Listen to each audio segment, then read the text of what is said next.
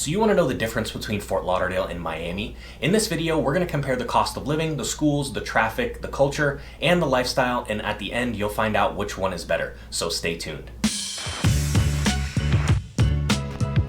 What's up everyone, it's Tanner, your South Florida realtor, and I'm doing so many videos on what it's like to eat, live, work, sleep, and play right here in sunny South Florida. So if you haven't yet, go ahead and hit that subscribe button and tap the little bell so you get notified every time I do a new video. So even though Fort Lauderdale and Miami are less than 30 miles apart, they can feel like two different worlds. Sure, they both have beaches, nightlife, and major airports, but living in one versus the other comes with both its pros and its cons. So let's get into the breakdown. Alright, for overall cost of living, on average, Miami is more expensive. So on a scale of 100 representing the national average, Miami's 23.1% more expensive to live in, whereas Fort Lauderdale is only 17.9% higher than the national average. But because these cities are so close to each other, there's only one thing that can explain why Miami is more expensive, and that's the cost of housing. So if we go back to our national average, Fort Lauderdale's median home cost is 35.9% higher, and Miami is 42.7% above the national average. And although you will find fewer options for affordable single-family homes in Miami,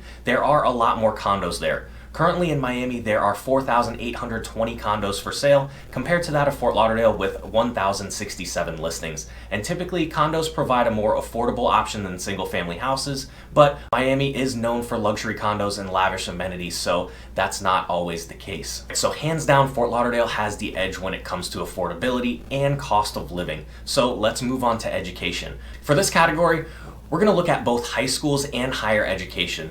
U.S. News put out a report that ranked the top 10 public high schools in all of Florida. 5 out of 10 of those are located in Miami, and Fort Lauderdale didn't make the cut at all. But that's not to say there aren't good schools in Fort Lauderdale, because there are quite a few public schools with a 7 out of 10 rating. And when it comes to higher education, Fort Lauderdale has about 20 different options, and Miami has almost double that number. So for this round, Miami is the clear winner. Let's get into traffic and transit. Having grown up in South Florida, there's no question that one of these cities is way worse when it comes to traffic, and for me, that would be a big deciding factor in where I chose to live. But I want to know your thoughts on traffic, so let me know in the comments, would bad traffic be a deal breaker for you, or would it not be such a big deal? Well, I'm sure a lot of you already guessed, but Miami traffic can be absolutely horrendous. Sometimes it's not that bad, but for the most part, there's always some sort of traffic. Now, don't get me wrong, Fort Lauderdale is bad too around rush hour times, in the morning and in the evening, but not nearly as bad as Miami. And if you aren't planning on driving, Miami is probably more walkable than Fort Lauderdale. Actually, walkscore.com gives Miami 5th place for the most walkable large city in the country. We're also very bike friendly down here, so you'll see bike lanes almost everywhere you go in both Miami and Fort Lauderdale. And for public transportation, Fort Lauderdale and Miami both have buses and trains, but due to Miami's walkability, I'd have to say taking public transportation is more convenient there. So I'm going to call this category a tie, simply because the traffic is worse in Miami, but the public transportation seems to be better there. Alright, on to food and culture. I have to say that Miami is the original cultural hub of Southeast Florida. Miami has a huge Latin influence, and you're going to find a ton of Cuban places with strong coffee, pastries, and some of the best Latin comfort food you'll ever have.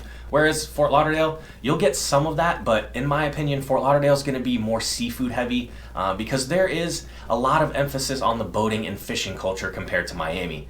Miami is also a hub for the arts. You may have heard of the Wynwood Art District or the Wynwood Walls that are painted in colorful murals. Fort Lauderdale has taken that idea and adopted it into the Flagler Arts and Technology District, or the Fat Village as the locals call it, as well as the Mass District. In both Fort Lauderdale and Miami, these are the new hip areas with boutique shops, craft beer joints, and coffee shops, and little bistros.